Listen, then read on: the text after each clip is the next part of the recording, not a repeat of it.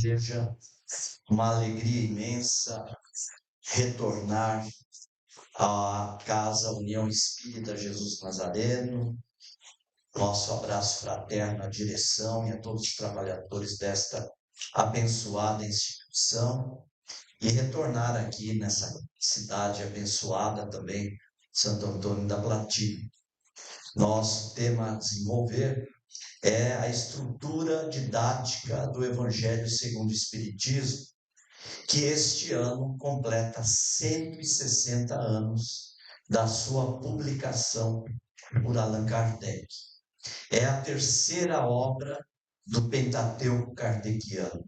A primeira, o Livro dos Espíritos. A segunda, o Livro dos Médiuns. E a terceira obra, o Evangelho segundo o Espiritismo. Em seguida, Céu e Inferno. E depois a Gênesis. E diante do Pentateuco, nós vamos ter toda a Revista Espírita, 1858 a 1869, que era o periódico mensal que Allan Kardec conversava com o mundo. Era, na época, o nosso WhatsApp. Era, na época, a nossa rede social. Era o nosso Wi-Fi, na época do codificador. Era a forma com que ele conversava com o mundo a partir do surgimento da doutrina espírita, essa doutrina consoladora. E para tratar desse tema, a gente deixará dois pontos principais e que nós iremos desdobrar e desenvolver na sequência. A primeira questão é o Evangelho segundo o Espiritismo, que é o nome que Kardec irá definir na sua edição de 1865, mas que representa a definição de o Evangelho segundo o Espiritismo, significa o Evangelho de Jesus na sua parte moral, elucidada e esclarecida à luz da doutrina espírita. Por que nós não temos no Evangelho segundo o Espiritismo toda a elucidação e a interpretação da doutrina espírita de todos os evangelistas, Mateus, Marcos, Lucas, João? Por que não se aprofundou em Atos dos Apóstolos? Por que não avançou nas cartas e epístolas de Paulo e também de João? Por que não avançou no Apocalipse de João? E é uma orientação que nós vamos ver aqui do mundo espiritual, porque é o tema emergente da humanidade, como foi falado na prece inicial, a transformação moral. Ela é a necessidade maior da humanidade. Veja que o livro surgiu em 1864 e continua na sua proposta como atual, porque é o que carecemos em termos de humanidade, a nossa mudança interior. Mas nós vamos entender aqui, nós vamos desdobrar esse assunto, porque a grande dificuldade das pessoas em geral, até aquelas que não seguem uma religião cristã ou não, de interpretar o que é essas leis morais. Porque para uma parte da humanidade, quando falamos de leis morais, de transformação moral, fica muito na etiqueta religiosa, como um padrão de viver, sem que tenha uma sequência, ou uma consequência, ou uma praticidade futura. E as pessoas passam a não entender a função das leis morais e o porquê que devem se modificar. Porque a doutrina espírita, quando ela nos fala da importância da transformação moral, ela irá nos dizer por que nós temos que fazer a transformação moral. E não apenas numa definição teológica, numa definição filosófica, mas dentro de uma praticidade, de uma realidade que é a existência do mundo espiritual. E por isso, desde que o mundo espiritual passa a ser um fato que está dentro da ciência espírita, evidentemente que o conjunto de leis morais, ela é um instrumento necessário e fundamental quando nós transpomos para o mundo espiritual, em que essa bagagem ela será o essencial para a nossa sequência exitosa no mundo espiritual. Portanto, o Evangelho segundo o Espiritismo, podemos dizer que é o Evangelho de Jesus. Porém, esclarecido na sua máxima moral, nós vamos ver que está na folha de rosto do Evangelho, como sendo a parte principal. Porque vamos elucidar aqui, deixar algo bem claro para nosso raciocínio. Porque em doutrina espírita, fé, ela é raciocinada.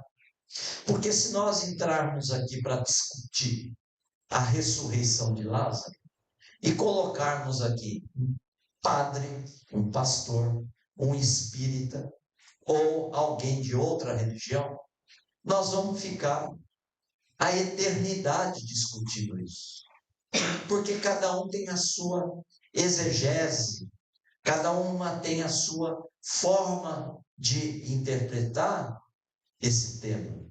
E não iremos chegar num ponto fundamental, que é a nossa melhoria. Agora, se eu colocar aqui o tema Bem-aventurados os misericordiosos, que é um item do Sermão da Montanha de Jesus, e colocarmos aqui para o pastor, para o padre, para o espírita ou não cristão, eles irão tratar de um tema colocando pontos de vistas que irão agregar para que nós possamos desenvolver o tema perdão, o tema indulgência. Ou seja, pode haver divergências, mas irá, de certa forma, entrar num elenco de informações, não é? Que permitirá a gente ter uma vivência melhor dentro da sociedade. É por isso que os espíritos orientaram o codificador para que o tema fosse tratado sobre a questão das partes morais do Evangelho de Jesus. Então, nós temos aqui os três pilares do Espiritismo, que é ciência, filosofia e religião.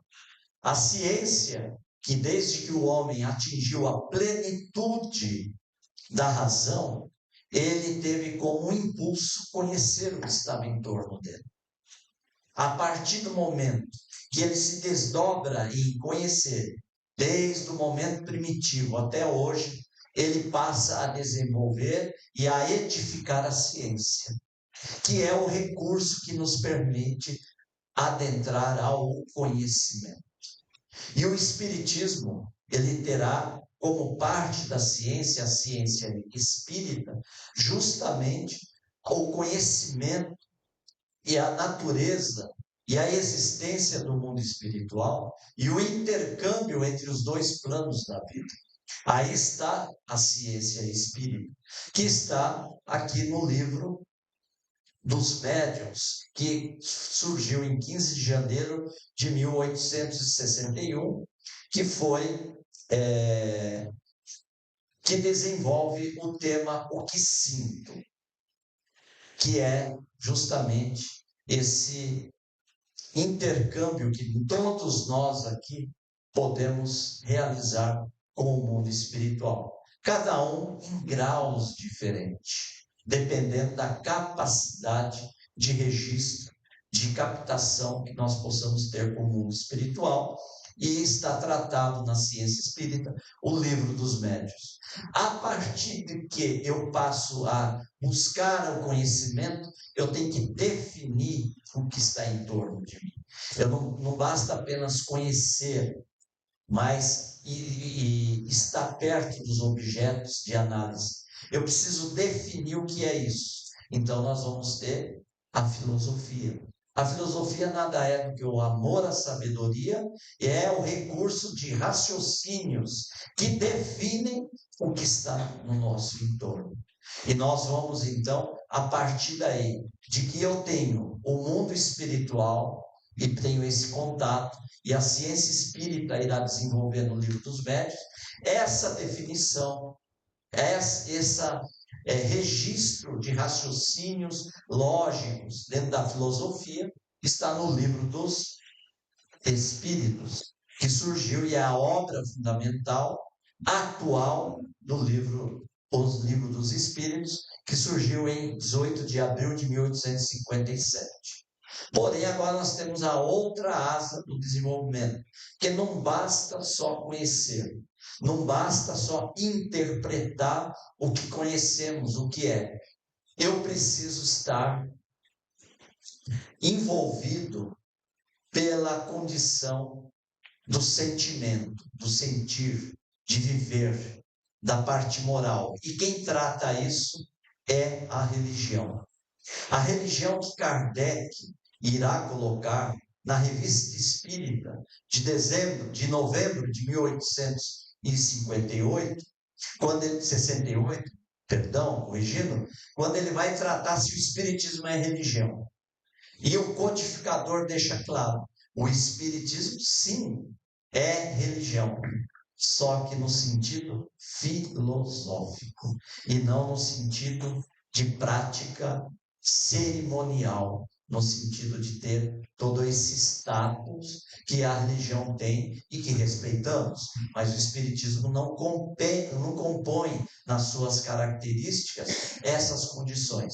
Mas quando eu trato da ligação da criatura com o Criador, quando eu trato da fraternidade de um para com o outro, quando eu trato da relação nossa, de sentimentos de um para com o outro, eu em família, eu em trabalho, eu em sociedade, convivendo com outros vizinhos de cidades, de países, então, quando eu entro nesse âmbito, é nesse sentido que Kardec está dizendo que a religião é no sentido filosófico, no sentido moral, nesse sentido de convivência e de relação de um para com os outros. É por isso que Kardec irá colocar o Espiritismo em sua expressão mais simples, que é um livro, que o Espiritismo é, pois, a doutrina fundada na existência, nas manifestações e no ensinamento dos Espíritos.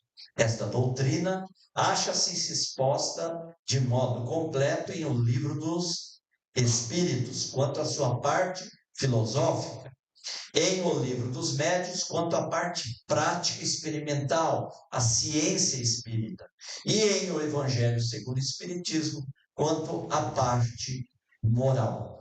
É a definição clara do que o codificador nos traz. E ele, quando irá elaborar, isso é um fato histórico, quando ele irá elaborar o livro do Evangelho segundo o Espiritismo, há notícias de cartas que ele estava num momento muito frágil devido à intensidade já do trabalho dele. Por isso ele vai para Santo Andrés, no litoral da França.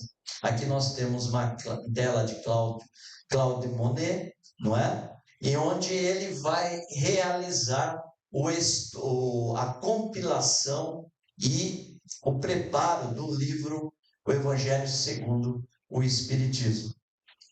Nós vemos aí que na Revista Espírita de 1864, o Evangelho, ele tem o seu primeiro nome que chama Imitação do Evangelho segundo o Espiritismo. Veja que há tempo eu venho garimpando, pessoalmente, eu tinha dificuldade de entender o porquê imitação do Evangelho segundo o Espiritismo.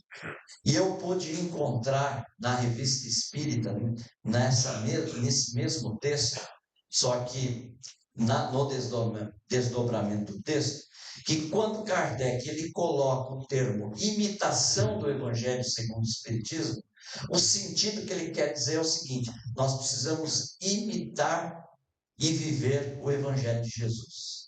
Ele coloca isso num texto final, muito claro, em que os espíritos superiores orientam que nós precisamos imitar o Cristo, imitar o Evangelho. É nesse sentido porque é denominado o livro, na sua primeira edição, que ele coloca aí que está à venda, não é?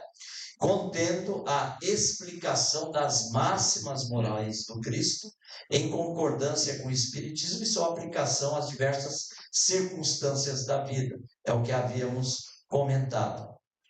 E aí, na Revista Espírita de novembro de 1865, ele muda o nome, agora orientado pelos amigos, principalmente o editor dele, o senhor Didier, que era o seu editor dos livros, orienta que ele precisava mudar o nome para justamente não dar alguma confusão, não dar uma definição dúbia a respeito, como se nós como se o Espiritismo estivesse criando o seu Evangelho, né? Como se estivesse imitando o Evangelho, mas criando o seu, e não é esse o sentido como nós falamos no início.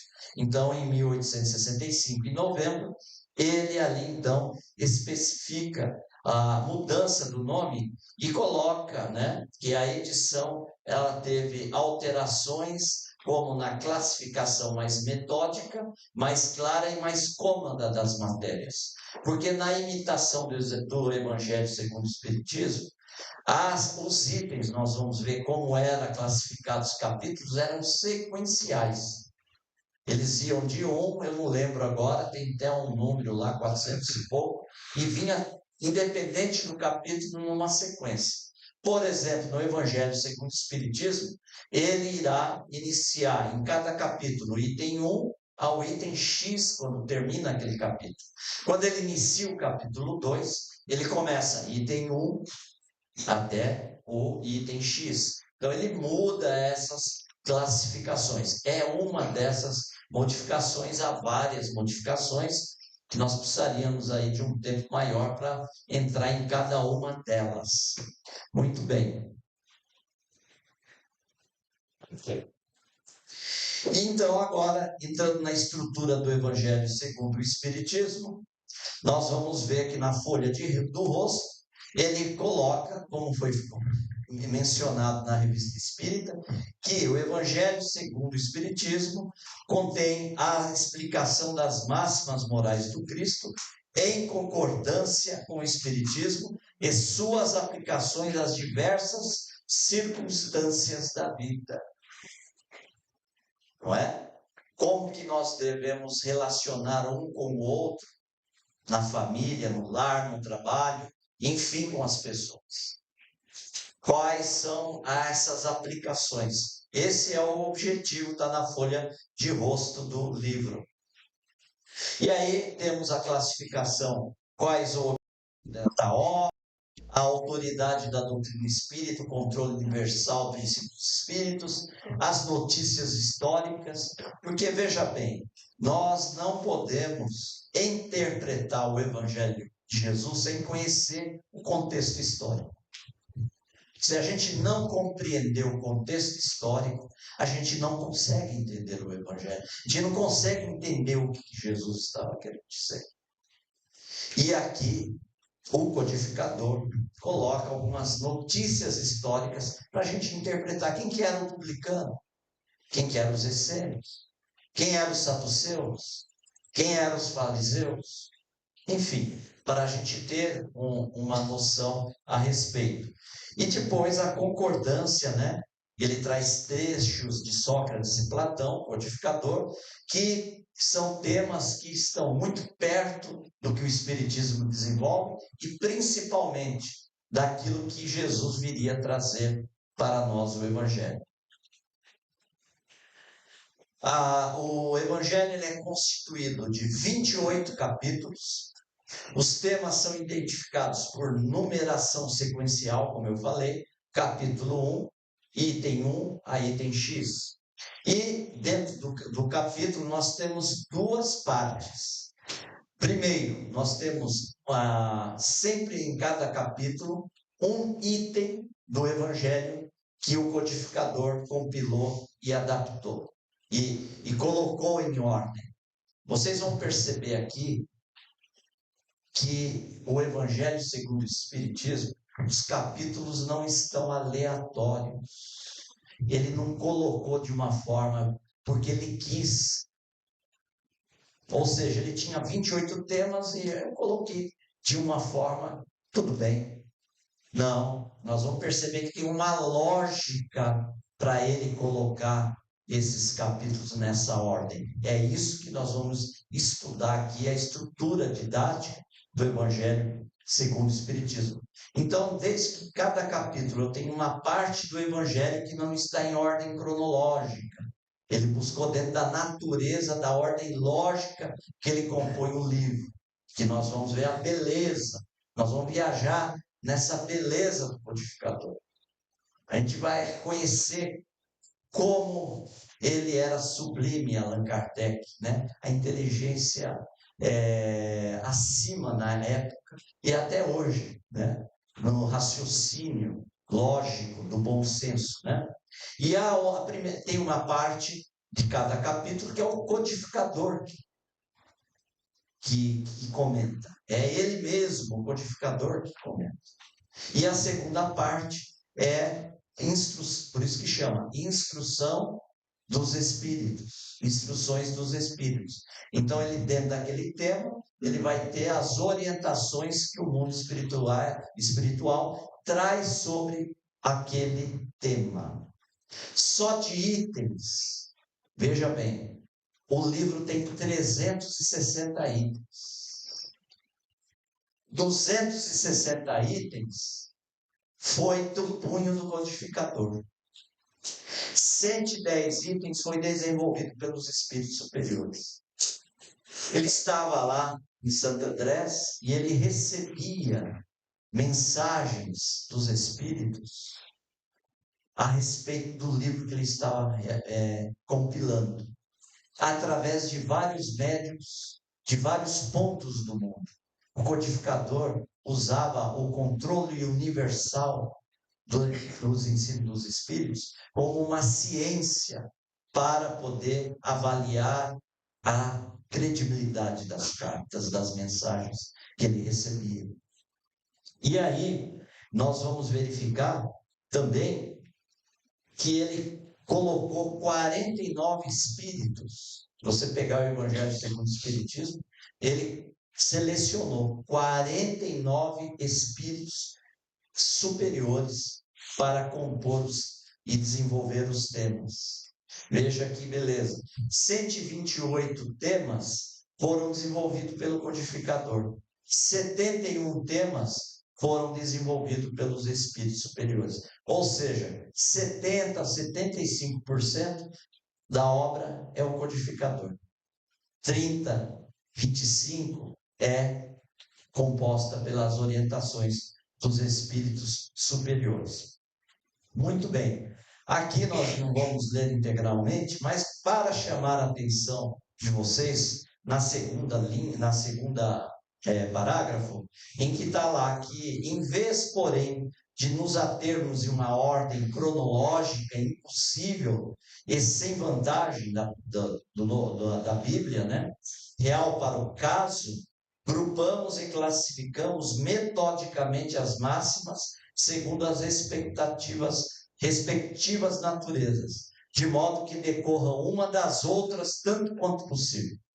Então ele está deixando claro aqui para nós que cada capítulo 28, tanto quanto possível, está dentro de uma lógica, uma completando a outra. Claro que eu posso ler o Evangelho segundo o Espiritismo no culto do Evangelho no lar, no sentido de abrir ao acaso, mas nós também podemos estudar sequencialmente o Evangelho segundo o Espiritismo. Depende da decisão da família de cada um. E já que estamos falando do culto do Evangelho no lar, quem faz o Evangelho no lar aqui, levanta a mão. Não pode mentir. Olha lá, hein? Muito bem. Vamos implantar, vamos trabalhar mais a questão do Evangelho, culto do Evangelho no lar. Muito bem. Bom, aí então vamos para o capítulo iniciar, são 28 capítulos, mas fique tranquilo que eu não vou nos 28 capítulos, apesar que a casa falou que eu posso falar até meia-noite, então não tem problema. Mas não é nesse sentido. A gente, claro, que gostaria, porque na realidade eu falei para o Leonísio que esse tema que nós estamos trazendo é um mini seminário que dura 4, 5 horas. Então, estou resumindo, procurando ao máximo resumir com qualidade para vocês, tá? A gente não vai viajar nos 28, a gente vai viajar em alguns. Mas os 5 principais, fiquem atentos, que é aonde nós vamos poder compreender a lógica do codificador. Vocês querem ver a lógica dele? Qual é a primeira pergunta do Livro dos Espíritos? Que é Deus. Ele parte do princípio. Eu não consigo entender os efeitos sem entender a causa. Eu preciso ter uma causa. Se eu não tiver a causa, eu não consigo interpretar os efeitos. Correto? Livro dos Médiuns. Qual é o primeiro capítulo do Livro dos Médiuns? A espírito. Ora, para eu tratar do fenômeno mediúnico, eu preciso saber se os espíritos existem. Porque se eles não existem, tudo o que ocorre realmente está dentro da patologia da área do transtorno mental e da psiquiatria. E ali ele derruba todas as teses quando ele vai falar sobre a espíritos. É um livro maravilhoso. Os 3 primeiros capítulos do Livro dos Médiuns, eu indico para vocês lerem, principalmente você que é Santo Tomé. Você que é Santo Tomé, leia lá os 3 primeiros capítulos do Livro dos Médiuns. Veja, tudo tem que ter uma lógica, um princípio, tem que ter uma origem. Como que é que ele inicia quando ele vai tratar das leis morais? Ele começa com o quê? Capítulo 1, olha o título. Não vim destruir a lei. Jesus que diz isso, que está em Mateus. Jesus diz assim, não vim destruir a lei. A lei o quê? A lei dos profetas, a lei mosaica, o Pentateuco. Ele não veio destruir, ele veio o quê? Desenvolver, complementar. Quer um exemplo? Os judeus só entendiam como irmãos a sua raça. Os gentios, que estavam para aquele lado, lá de cima, depois tínhamos a Europa, para eles eram criaturas que não tinham o olhar de Deus. Porque eles eram um povo escolhido. Esta era a visão deles. Então, irmãos para eles eram os judeus. Mas olha que estranho, né? Eles são atacados pelos babilônios, pelos persas. Olha a saga dos judeus, não é? Não vamos entrar nessa história. E o que ele veio complementar? Ele vem e dá, desculpa, um chute, um piso no pé dos judeus. Quando ele fala assim, amai os vossos inimigos. Vocês imaginam os judeus, sob o jugo de Roma, foram atacados em guerra pelos persas, pelos babilônios. E Jesus vem e fala assim, amai os vossos inimigos. E aí os judeus tinham uma briga com os samaritanos, porque tinha lá em Jerusalém o templo dos judeus, e em Samaria nós tínhamos o templo dos samaritanos. Era uma rixa, uma divergência. E aí um doutor da lei fala para Jesus, como que eu faço para ganhar o reino dos céus? Jesus faz uma contra a pergunta dialética usando Sócrates. O que lês? Aí o judeu, doutor da lei, que estudava, que era como se fosse um juiz, um advogado, disse: amar a Deus sobre todas as coisas, amar ao próximo como a si mesmo. Jesus fala: que faça isso. Mas os judeus perguntam: mas quem é meu próximo? Porque na verdade eles estavam querendo pegar Jesus para prender ele. E Jesus coloca como aquele que fez a caridade, o samaritano, como próximo daquele que foi roubado. Então Jesus, ele não veio derrubar a lei, destruir a lei, mas ele veio complementar. Por isso que os judeus também não entenderam, porque para os judeus você não podia tocar no morto, você era impuro. E o samaritano tocou naquele que foi atacado pelo ladrão e podia estar morto. Para os judeus, você não podia perto das meretrizes. E Jesus almoçava, Jesus andava com ela. Era terrível para os judeus estar perto dos publicanos, porque os publicanos eram judeus contratados que cobravam os impostos para mandar o dinheiro para César. E Jesus almoçou, jantou na casa de Zaqueu, que era o chefe dos publicanos. Então, essa era uma questão que intrigava os judeus. E outra, eles estavam esperando o Messias das armas, o Messias das espadas, não é? E ele veio trazer uma outra espada, a espada da reforma íntima, do amor e da caridade. Então, nós vamos perceber que há uma lei que comanda, uma lei moral que comanda. Veja que há uma intencionalidade no universo.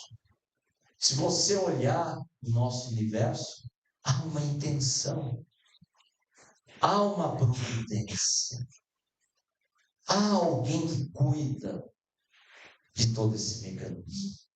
Quer ver para ficar claro? Quando um casal que tem um filho pequeno, ele muda para um apartamento no 11º andar em São Paulo. E tem uma criança de 4 e um outro de 6. Qual é a primeira providência do casal? Colocar de proteção em cada janela. Correto? Vocês estão vendo algum meteoro caindo aqui? Caiu algum meteoro aqui em Santo Antônio da Platina? Sabe por quê? Porque alguém colocou uma tela que a gente chama atmosfera, que envolve o nosso planeta e que tem 1000 quilômetros de extensão, de altura. Então, aqueles meteoros chegam e quando eles vão avançando nessa atmosfera, eles vão se desintegrando. Isso permite que nós não tenhamos um caos e conseguimos viver no planeta. Então, tem alguém que cuidou disso. Tem alguém que teve a intenção, disse assim: meus filhos vão morar lá, eu preciso colocar uma tela.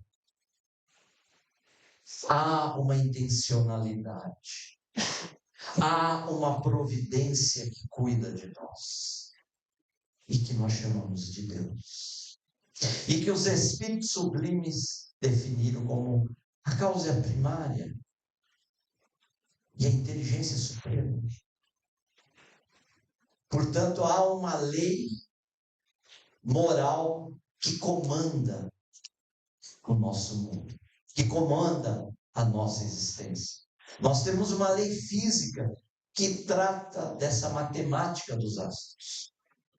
Nós temos toda essa lei física que o Criador estabeleceu, quando projetou, por exemplo, esses 1.000 quilômetros de atmosfera para cuidar de nós. Você sabia que o nosso planeta, ele tem uma velocidade. Se ele falhar 1 segundo, isso é científico, os mares sobem e a gente entra num tsunami global. Não há mais vida aqui na Terra. E se falhar 1 segundo, essa movimentação. Você que está cuidando? É eu que estou cuidando? Quem que está cuidando dessa matemática? O grande projetista, o grande arquiteto da vida. Mas ele estabeleceu uma outra lei. A lei moral. Ah, mas eu não enxergo. Alguém enxerga a lei moral, não? Por quê? Porque a lei moral é uma relação, é uma ação emocional, de sentimento que eu troco com o outro. E aonde eu enxergo que há uma lei moral no universo? Quando alguém cuidou e colocou a atmosfera de 1.000 quilômetros para que os meteoros não atinjam o planeta e a gente consiga viver. Então, esse resultado dessa atmosfera, ela antecede a ação de Deus de bondade e providência. É uma lei íntima, uma lei moral. Por isso que Kardec, então, vai dizer que nós temos no capítulo 1 a diretriz. Perfeito? E ele vai tratar sobre esses temas aqui. E eu coloquei alguns. Na sequência, eu tenho a lei. Olha, agora atenção, porque a gente vai fazer um raciocínio lógico. Eu tenho a lei no capítulo 1 do Evangelho segundo o Espiritismo. Perfeito? Não vim destruir a lei. Mas a pergunta é: em que bases existe essa lei? Em que ela está assentada? Ela é uma lei passageira, moral, ou ela é uma lei que se desenvolve em toda a plenitude da nossa evolução até as esferas superiores? Então, é o capítulo 2. Meu reino não é deste mundo. Ou seja, nós somos imortais. Nós estamos aqui numa experiência, mas nós somos imortais. Nós continuamos após a morte biológica. E ninguém melhor do que Jesus estabeleceu essa lei. Porque ele aparece para os discípulos. Ele aparece, por exemplo, para os 2 discípulos de Emaús. Está lá nos registros. 40 dias junto com vários dos seus discípulos convivendo. E tanto é que ele está em corpo espiritual, que quando ele desce com os 2 discípulos de Emaús, que não estão identificando ele, mas quando identificam ele, na hora de entregar o pão, e eles olham, diz o texto evangélico, ele desapareceu. Porque ele estava de corpo espiritual e não de corpo físico. Desaparece alguém aqui agora? Não vai conseguir. Porque nós estamos numa estrutura física. Mas o mundo espiritual, quando ele se materializa, Kardec estuda na Revista Espírita como sendo os agêneres, ele se materializa, todo mundo vê, e ele pode desaparecer. Porque a estrutura é diferente. É uma outra estrutura dimensional. Não vamos entrar nessa questão, que é um estudo mais avançado da doutrina espírita. Ah, mas e qual outro exemplo que temos? Quando Jesus está no Monte Tabor, ele está com João, Pedro e Tiago, e quem aparece? Moisés e Elias. Engraçado, esse Moisés, ele é irresponsável. Porque ele diz em Deuteronômio, Leonício, que não pode os mortos se comunicar. Mas o bonitinho foi lá no Monte Tabor e se comunicou. 800 anos depois. 800 anos depois. Ele entra em Deuteronômio e fala, proibido evocar os mortos. E aí, 800 anos depois, ele aparece e que se conversa com os mortos. Agora tem um outro fato, que tem um tal de Samuel, que foi profeta dos judeus, que também não deu bola por Moisés, não. E ele conhecia bem as leis mosaicas. Sabe por quê? Lá no livro de Samuel primeiro, o rei Saul busca uma pitonisa, que nada mais é do que um médium, ou um profeta, para conversar com Samuel. Sabe por quê? Os filisteus estavam avançando. E ele estava preocupado, ele queria uma orientação de Samuel, que já havia desencarnado. Ele busca então com os soldados essa pitonisa, e eles estão lá, e de repente ele começa a conversar com a presença de Samuel numa reunião mediúnica. Porque quem pega esse texto do livro 1 de Samuel e lê na íntegra, parece que está lendo o livro dos médiuns, porque é uma reunião mediúnica. E olha, Samuel derrogou a lei de Moisés. Sabe por quê? Porque ele se comunicou com o rei Saul. Então, a interpretação deve ser outra. Se nós temos as diretrizes e nós temos agora a base, que essas leis se realizam, que é as leis que nós somos imortais. Essas leis são imortais. Não é? Não vamos nem passar na história, porque senão nós vamos avançar no tempo aqui. Se nós formos, por exemplo, lembrar de Jungerson, que estava fazendo em 1959, só para citar um, em 1959, Jungerson estava fazendo uma matéria de gravação documentário. Quando ele foi pegar o resultado, ele identificou vozes em outras línguas. Ele pôde ver ali a presença dos espíritos. Ele lançou o livro chamado Telefone no Além. E o Haldiv, que também vai na mesma linha de Jungerson, ao fazer o mesmo experimento, ele captou 72 mil vozes, frases, que surgiu o livro. Pode pesquisar, tem aí. O inaudível se tornou audível. E fora que nós tivemos aqui, sem dúvida alguma, um dos maiores médiuns de todos os tempos, Chico Amor Xavier, que eu tive a oportunidade de conhecer e estar presente. Quem ia para Uberaba via o céu descer até a terra, onde nós tínhamos a presença do mundo espiritual de forma clara e inequívoca.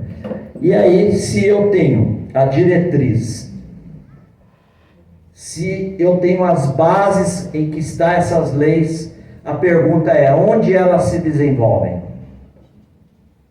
Eu tenho a lei, correto? Capítulo 1, não vim destruir a lei.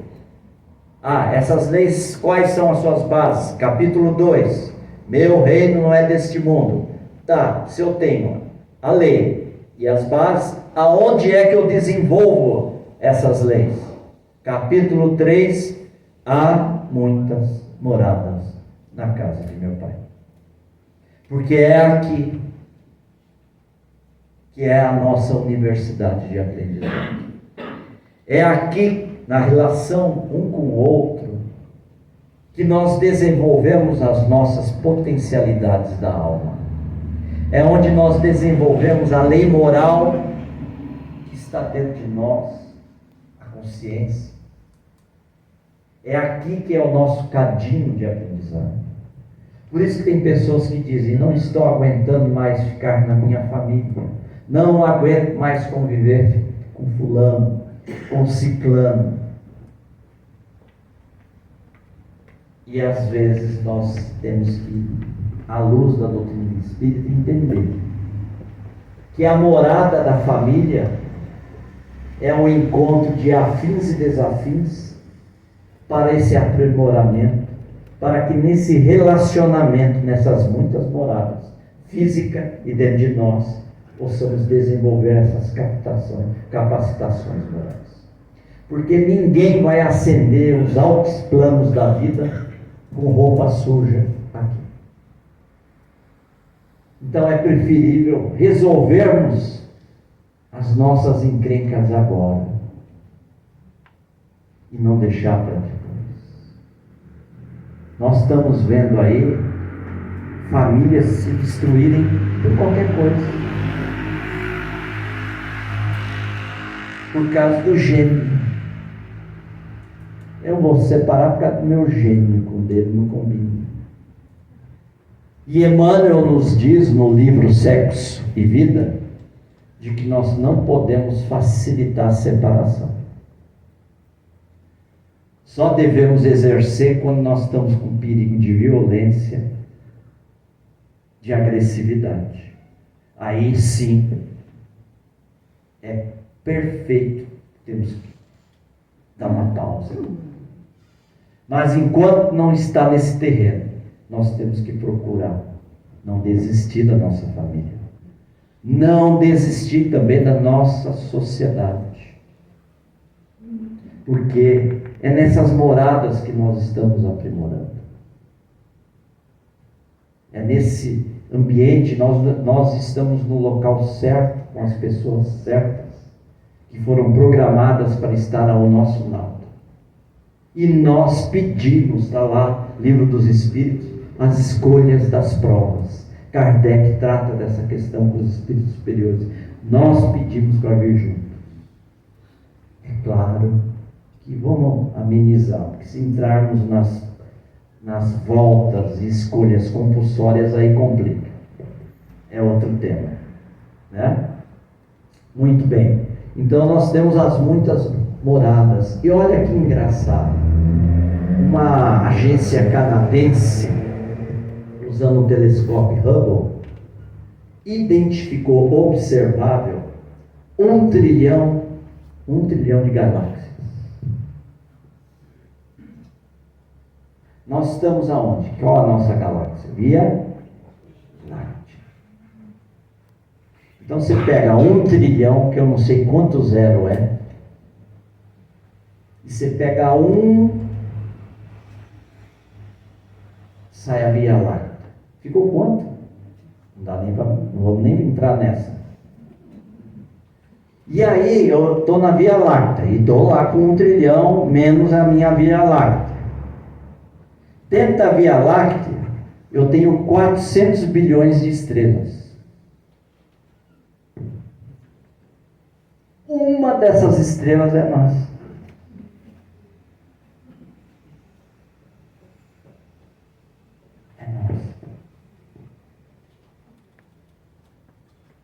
Há muitas moradas na casa de meu pai.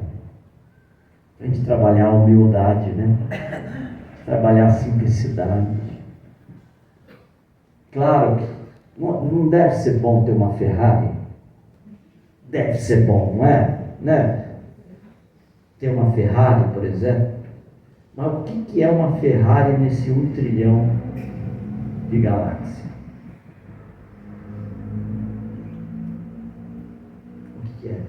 Não significa que você não deva ter, mas é duro quando você tem e pisa nos outros.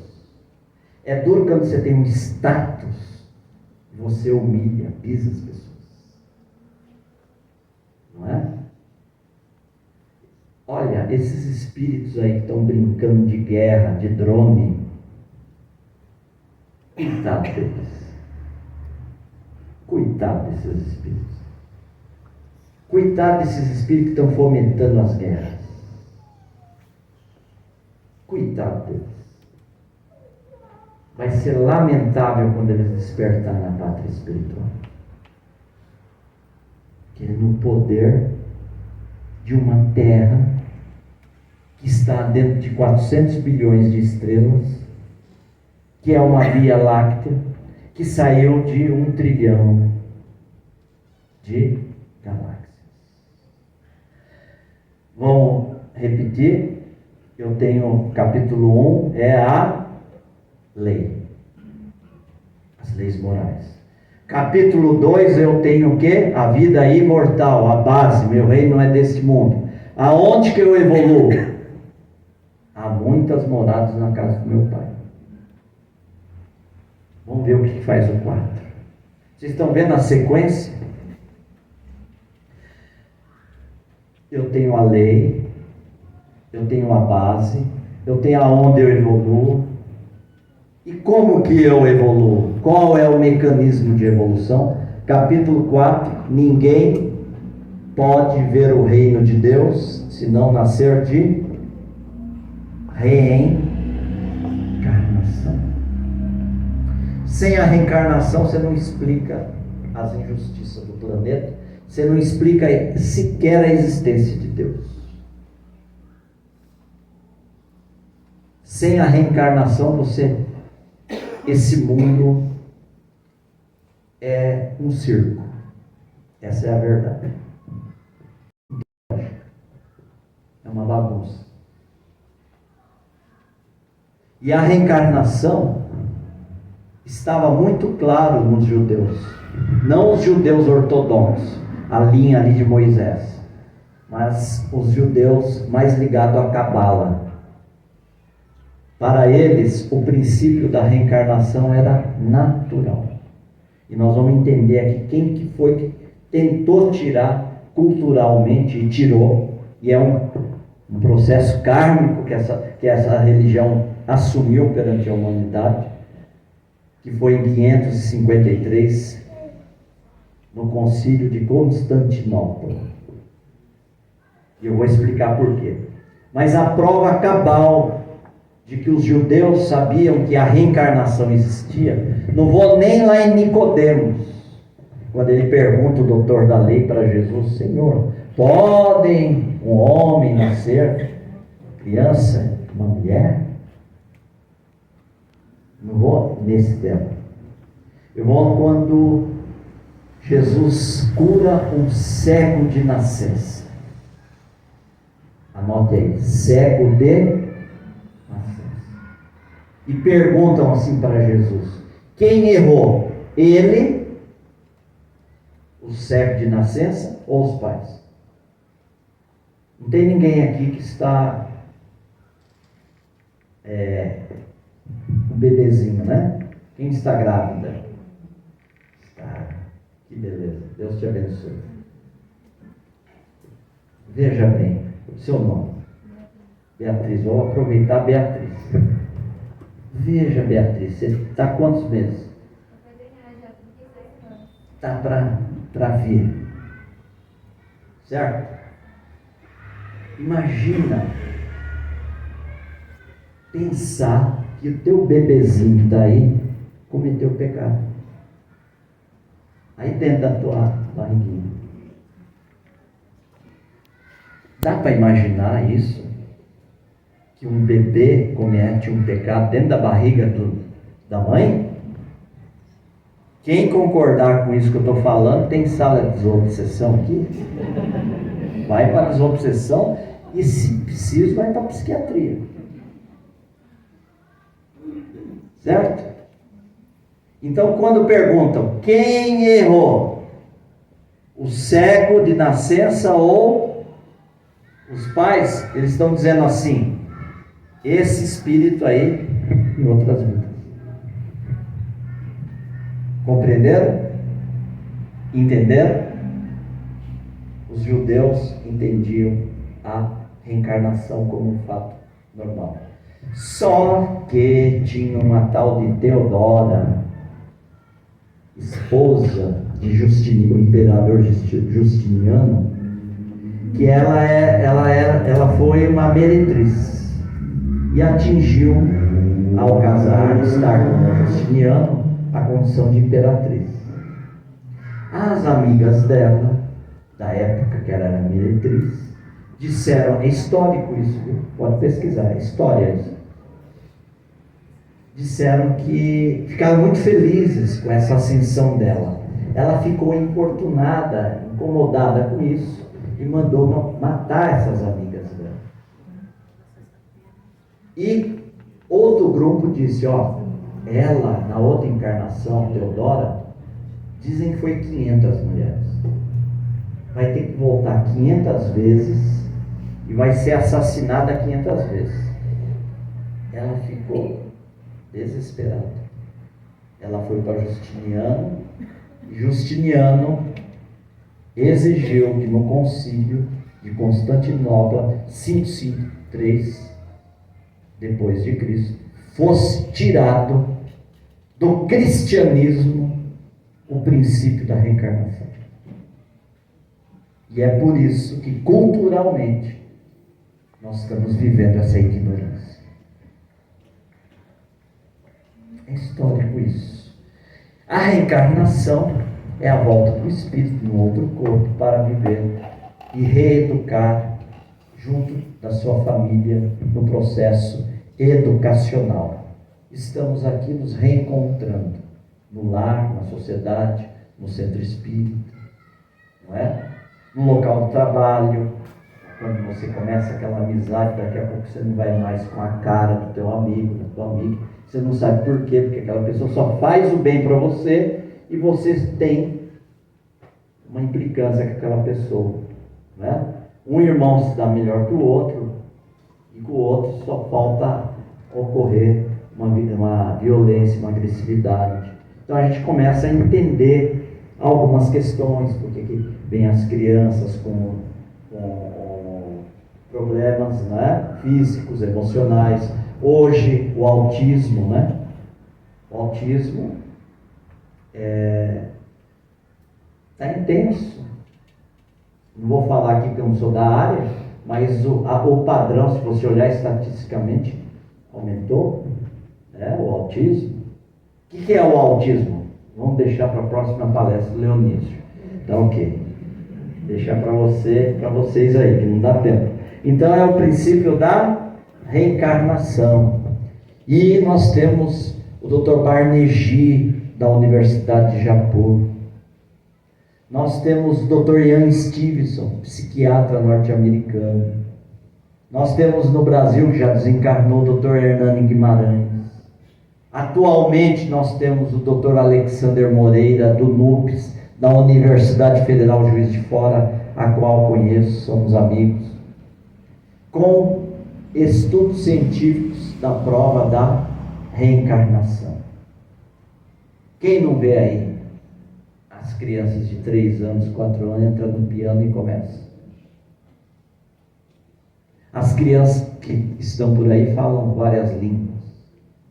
Esses dias eu vi, a gente tem que analisar, claro, se não é montagem, mas esses dias a Letícia mostrou uma criança, que não acho que Santa Catarina parece, uma menina loirinha, bonitinha, então, e ela discutindo medicina com a mãe. E aí? Aonde que se explica? Onde que está isso daí? São as provas da reencarnação, algumas, tá? Então, nós não vamos chegar no 28, que não vai dar, tá, gente? Mas os 5 primeiros a gente precisa colocar. Então, quem vai me ajudar? Capítulo 1 é o quê? A lei.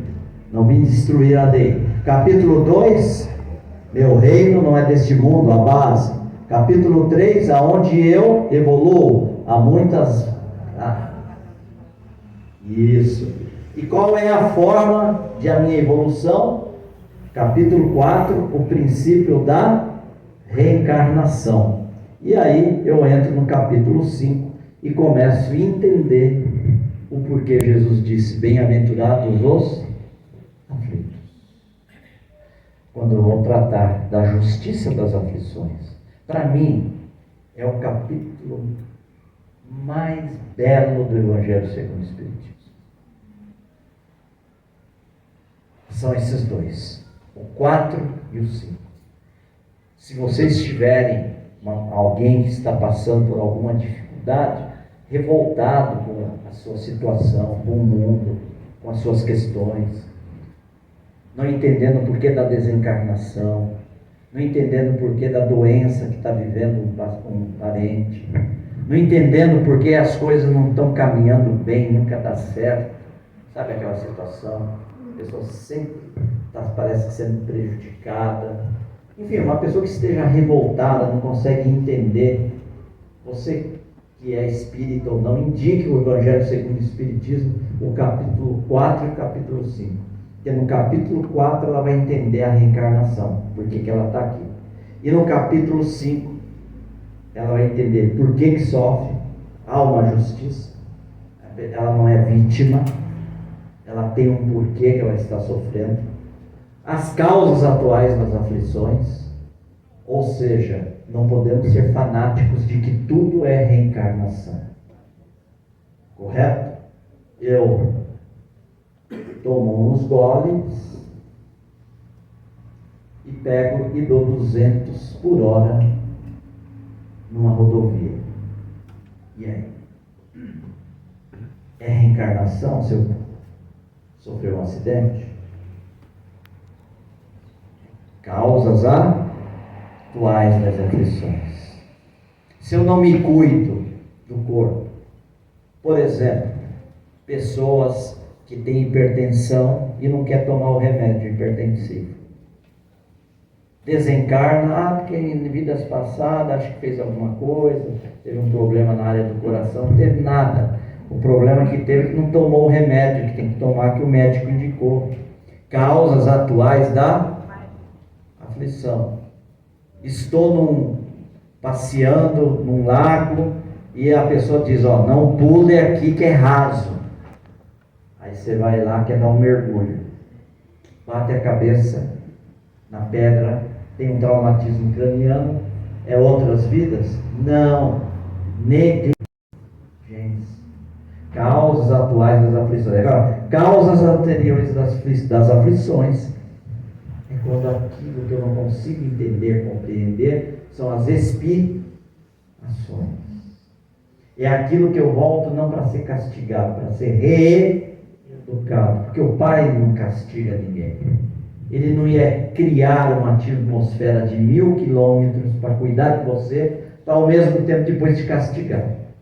E depois que Jesus nos trouxe a parábola do filho pródigo, quando ele nos diz a parábola das ovelhas perdidas, a parábola das dracmas perdidas, ele derruba qualquer conceito de castigo e inferno. Ele mostra o erro, mas o erro que pode ser corrigido e reeducado. Porque, como diz o mestre, ele não quer a morte do pecador, mas a sua salvação. Perfeito? Então eu posso entender o porquê das causas anteriores das aflições. Aquela mãe que chegou até Chico Xavier, a criança não tinha os braços, a criança não tinha os pés, a criança só falava, e ela chegou para Chico e falou sobre essa luta difícil. Uma criança que só xingava, uma criança que só blasfemava. E Chico usou o Evangelho para que ela tivesse paciência e tivesse bastante força, coragem, fé.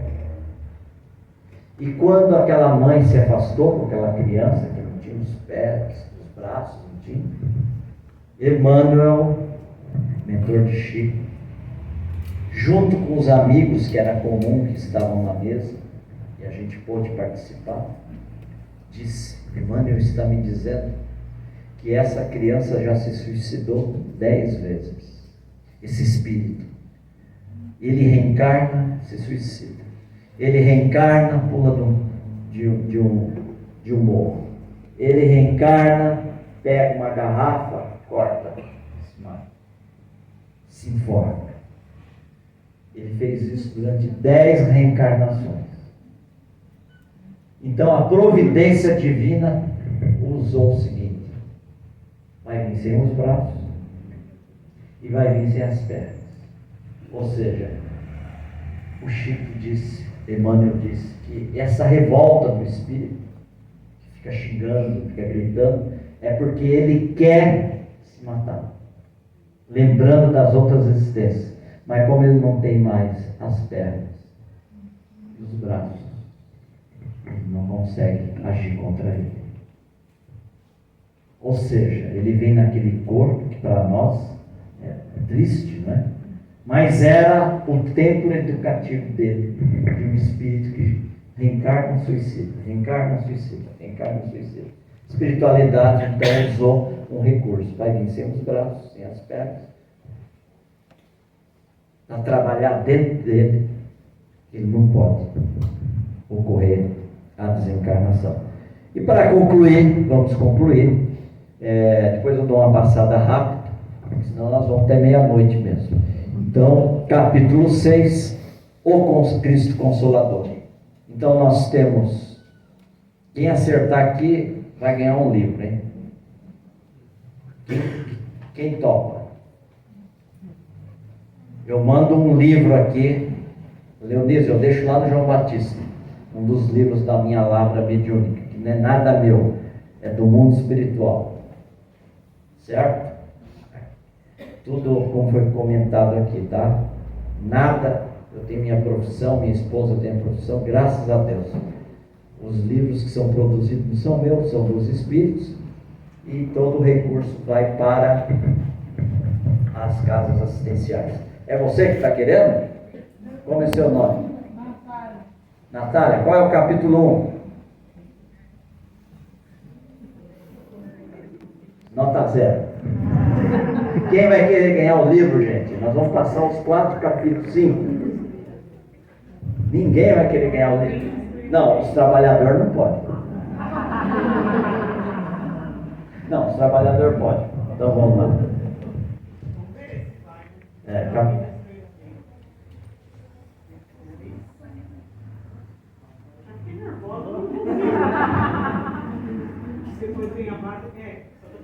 Não pode soprar.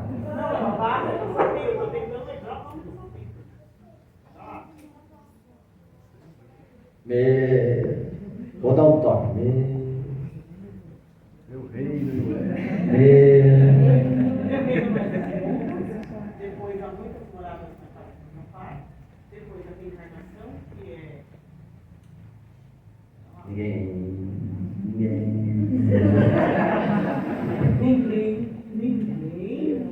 Sei que você não nasceu de novo. Isso, está ótimo. Ganhou o livro. Mas quando eu dou uma ajudinha, vem só a metade do livro. Não, ganhou o livro depois. Leonice, nosso fã. Elisângela de Osasco. Você é de Osasco? Gente fina, né? Bom, e aí, para encerrar, nós temos o quê? Desde que eu tenho todos esses elementos que Elisângela Osasquense falou, eu tenho a condição de ser o quê? Consolado. Ou seja, desde que eu tenho leis morais, e aqui eu finalizo, tá? Desde que eu tenho leis morais sublimes, criado para eu ser feliz, porque Deus não quer a morte do pecador. Somos filhos sendo educados, desde que eu tenho a lei. E essa lei é de imortalidade da alma, em que os nossos amores não se foram. Desde que eu sei que, tendo a lei, meus amores não se foram. Eu sou imortal. Eu vou reencontrar com eles também. Aonde? Nas muitas moradas. Gente, eu vou falar uma coisa aqui que os benfeitores têm me falado muito nas psicografias. Guardem isso que eu vou falar para vocês. Vocês sabiam, pensam bem, não fica só na tua dor. Tudo bem. Você sabia que teu ente querido está preparando um lugarzinho legal lá para você ficar junto com ele? Eles estão nessas cidades, nessas colônias, te esperando na hora certa, quando você cumprir com o seu contrato. Você vai chegar lá, vai ter um lugar para você, você vai ter um quarto, você vai ter uma cama, você vai ter uma casa, porque alguém está agora cuidando de você, te esperando, quando a gente fazer nosso retorno, nossa viagem. Nunca esqueça disso. Acorde todo dia e agradeça. Obrigado por estar preparando o meu jardim aí desse lado. Tem alguém esperando você. Com muito carinho, meu amor. Não tenha dúvida. E a partir do momento que eu sei que dor é educação, desafios é escada de promoção espiritual, de que dificuldade é lição de promoção, e de que tudo isso que é desafio, dificuldade, sofrimento, é passageiro, é transitório. E sabendo que todas as aflições têm um motivo, uma causa justa, e de que meu destino é retornar ao Pai. Deus não erraria numa célula quando nós temos observável no mundo físico, nem no espiritual, 1 trilhão de galáxias. Que Deus, que projetista seria esse que construiu no nosso olhar observável? Não estamos nem falando que não conseguimos ver. 1 trilhão de galáxias. E ele ia errar numa célula. Nossa. Então a gente compreende a justiça e a causa da aflição. E para que nós finalizemos a estrutura didática, teríamos aí vários capítulos. Qual é a chave da virtude? Que é o bem-aventurados os pobres de espírito. Depois nós temos a condição que nós temos que atingir, que é a pureza. Na relação de um com o outro, como que nós vamos desenvolver essas leis? Bem-aventurados mansos e pacíficos, temos que desenvolver a mansidão, pacíficos, até porque é eles que herdarão a terra. Em 1993, Chico Xavier já havia nos falado que tem muitos espíritos que não estão voltando nem mais para cá, devido à sua alta periculosidade. E nós sabemos que nós estamos no final desse ciclo. Nós estamos numa transição planetária. Nós estamos caminhando para ascender no mundo de regeneração. A pergunta não é como eu vou reencarnar aqui novamente. A pergunta nossa nesse momento é: será que eu vou ter autorização para reencarnar aqui ou em outro planeta? Essa é a outra pergunta. Essa é a verdadeira pergunta. Porque nós estamos num mundo de provas e expiações para a turma daqui, que é do joio.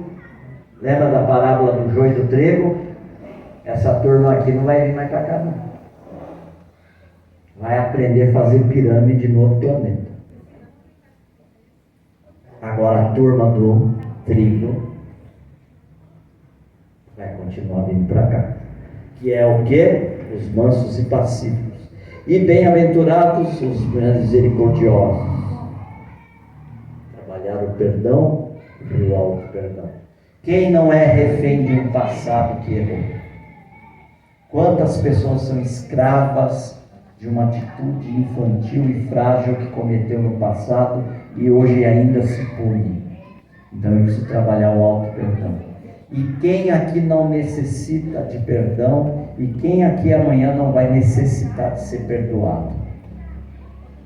E por que eu também não vou aprender a perdoar? Então são esses caminhos que a estrutura didática do Evangelho segundo o Espiritismo nos traz.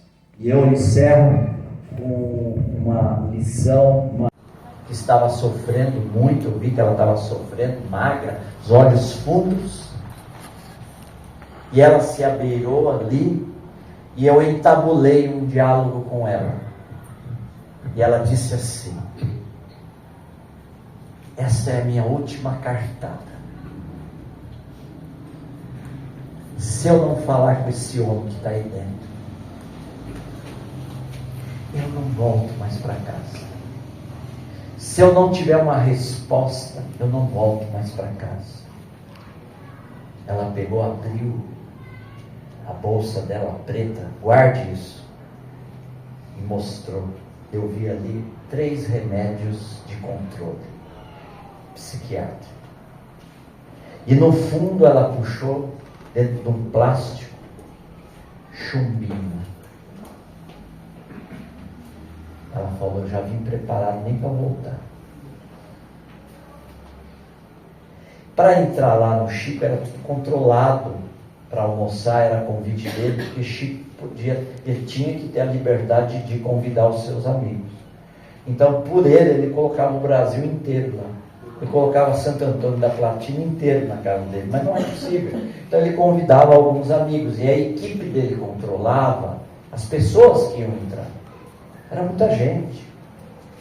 Naquela época, em 1986, eu estou falando de 1986, já tinha self-service na casa do Chico. E eu sabia que aquela senhora não ia entrar. Não porque o Chico não queria e as pessoas, porque não estava no controle. E eles eram rígidos. E eu estava com o pessoal de Osasco, da casa espírita, e eram 3. Então eles tinham guardado lá Orlando, seu Francisco e Constantino, os 3 de Osasco. Fulano, ciclano de outra cidade. Então eles iam chamando na lista. Então essa senhora não ia ser chamada. E se ela chegasse lá, não ia entrar. E eu falei assim, porque era a primeira vez que eu ia almoçar com o Chico, a convite dele. Eu falei, mas eu pensei, justo no dia que é meu sonho almoçar com ele, eu vou ter que ceder meu lugar. Porque não tinha outra alternativa, era chegar lá, fulano, estou cedendo meu lugar, é ela que vai entrar. Muito bem, ficamos ali. E aí ela falou, meu filho Marcelo, estou dando nome fictício aqui, todos os nomes são fictícios. Meu filho Marcelo estava em Santos, estava com os amigos nas Pedras. Só sei que ele voltou morto. Uns dizem que foi maldade, empurraram ele. Outros dizem que foi um acidente, ele escorregou. E já tem gente dizendo que foi suicídio.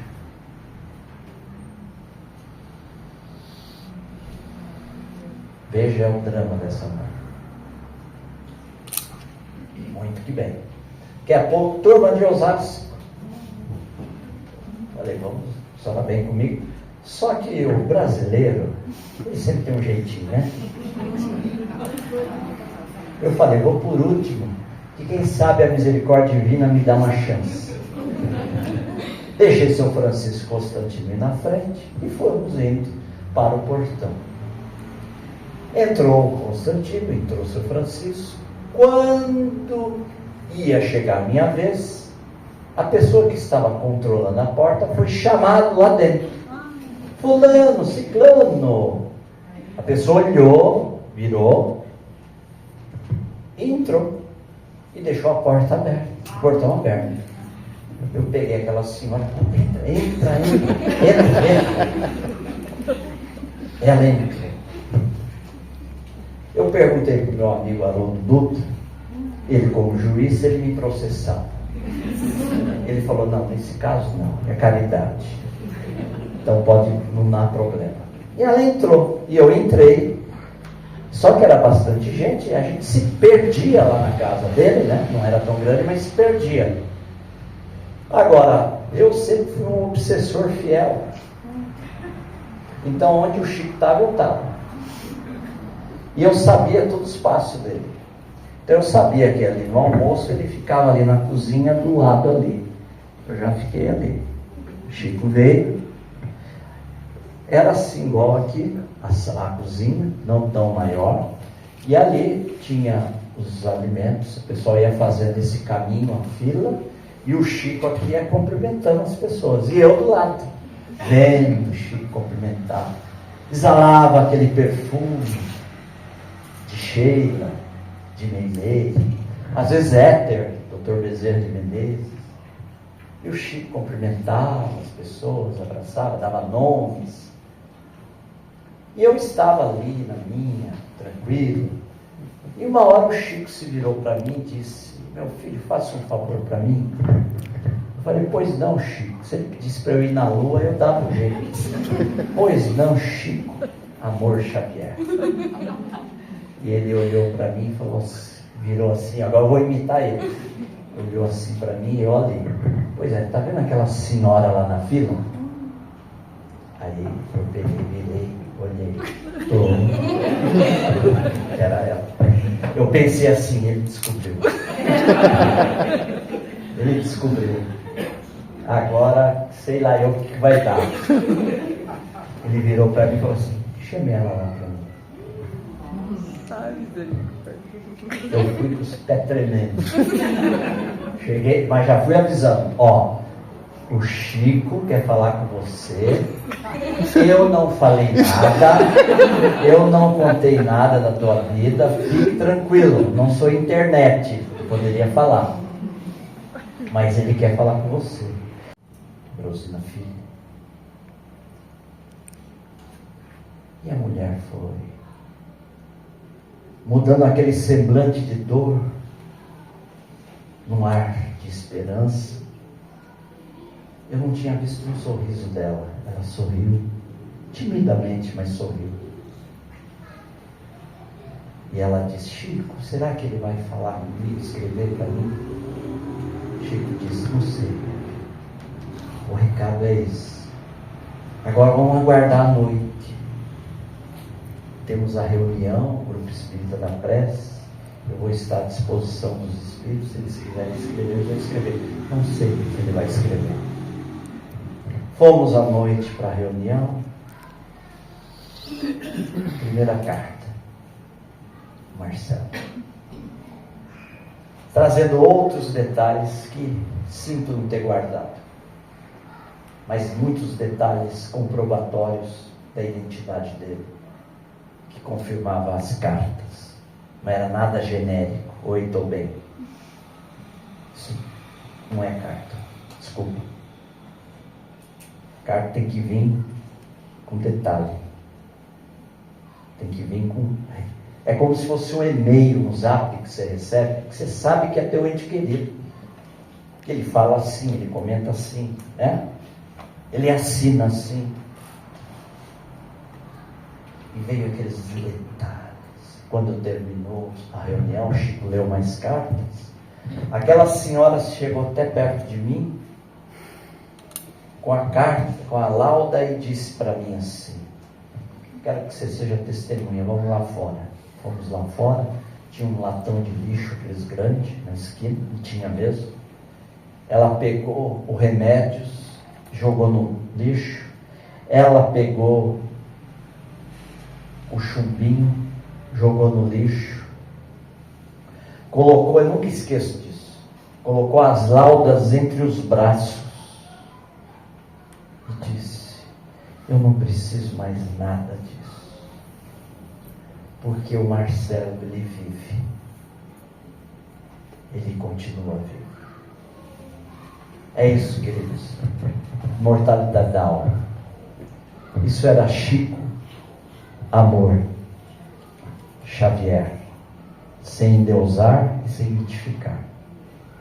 Mas para te dizer que este homem deixou para nós o legado efetivo da imortalidade da alma. Ninguém morre. Por isso, vamos viajar na estrutura didática do Evangelho, segundo o Espiritismo, para a gente chegar do lado de lá melhor, da melhor forma possível. Porque alguém muito querido nos espera lá. Que Jesus nos abençoe e nos proteja.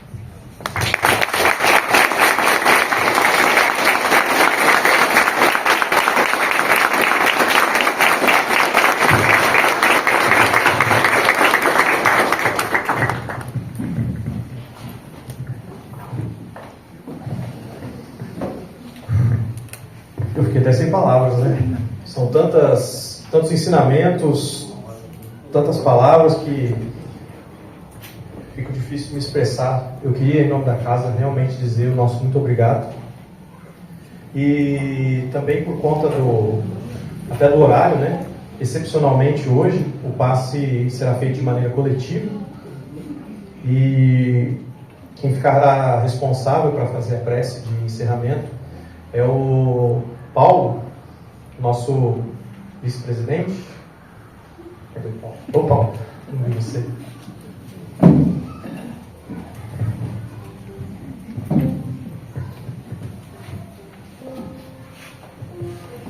Então, assim, vamos mais uma vez nos tranquilizando, agradecendo essas bênçãos de aqui podemos estar ouvindo essas palavras doces, esses ensinamentos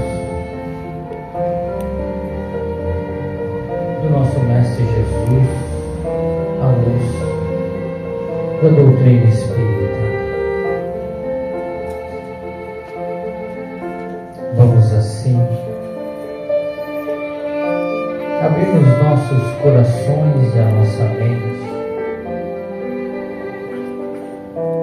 para que possamos receber